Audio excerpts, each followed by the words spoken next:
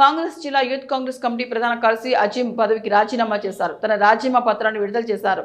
ఈ సందర్భంగా మాట్లాడుతూ 2014 నుండి పార్టీతో అనుబంధం కలిగి ఉన్నానన్నారు.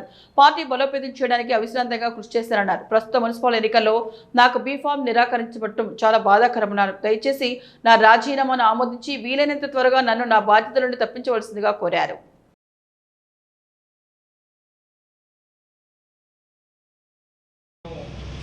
డివిజన్కి కాంగ్రెస్ పార్టీ అభ్యర్థిగా అని గత 3 నెలల నుంచి నేను పాంప్లెంట్లలో కానీ ఎక్కడ కూడా నేను పెన్షన్ పాంప్లెంట్లో కానీ అంతటా నేను పబ్లిసిటీ ఫ్లెక్సీలలో కానీ ప్రతి ఫ్లెక్సీలో నేను ఏర్పాటు చేసినప్పటికీ కూడా నేను కాంటెస్టింగ్ కార్పొరేటర్ అని 45వ డివిజన్ కాంటెస్టింగ్ కార్పొరేటర్ అని మెన్షన్ చేస్తున్నాను.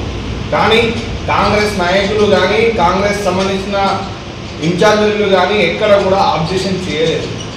నేను గతంలో 2020లో కాంగ్రెస్ పార్టీలో బీఫామ్ తీసుకొని అప్పుడు 14వ డివిజన్ ఉండే 14వ డివిజన్కి కార్పొరేటర్గా పార్టీకి ఉనికిని కాపాడిన. అప్పుడు పోటీ చేయమంటే ఎవరు పోటీ చేయడానికి కూడా రాలేదు.